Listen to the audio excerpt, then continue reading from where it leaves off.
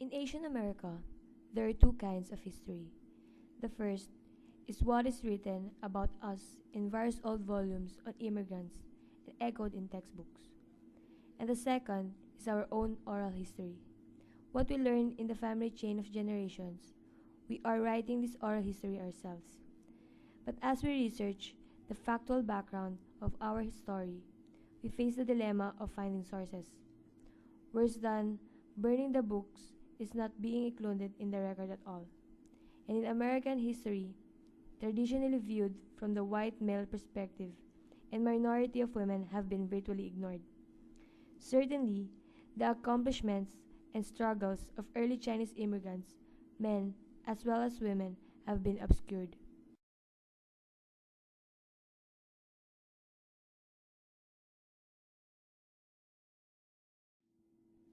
Even though Chinese working men were excluded from the most facets of American society and their lives were left unrecorded, their labors bespoke their existence, completed railroads, reclaimed lands, and a myriad of new industries.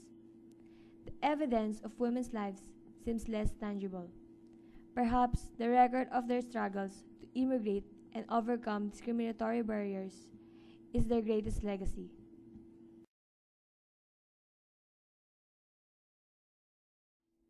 Our grandmothers are our historical links. As a fourth generation Chinese American on my mother's side and a third generation on my father's, I grew up hearing stories about ancestors, coming from China and going back and returning again. Both of my grandmothers, like so many others, spent a lot of time waiting in China. Such was the kind of history I absorbed. I regret deeply that I was too young to have asked the questions about the past that I now want to answer. All my grandparents are gone now, but I have another chance to recover some history from my mother's side. My great grandmother, Qin Shi, arrived to join her husband, Li Wonsong, who had come to America a decade earlier to work on the Transcontinental Railroad. Great grandma seldom left home. She could count the number of times she went out. She and other Chinese wives did not appear in the streets even for holidays because they might be looked upon as prostitutes. Men such as Li Yoksui, my mother's father, went to China to marry. He was one of Qin Shi's sons.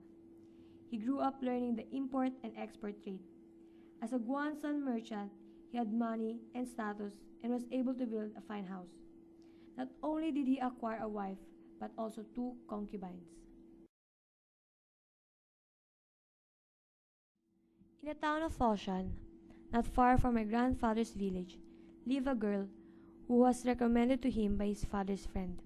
Her name was Jong Hing Tong, and she was pretty, with bound feet only 3.5 inches long. Her father rejected the offer of the Li family at first. He did not want his daughter to be a concubine, even to a wealthy Guanzhou merchant. But the elder Li assured him this girl would be the wife, the one who would go to America with her husband. They raised a large family, bearing four more children. The only school in San Francisco admitting Chinese was the Oriental School in Chinatown. But her husband felt, as did most men of his class, the only way his children could get a good education was the family to return to China. So they lived in China, and my grandfather traveled back and forth to the United States for his trade business.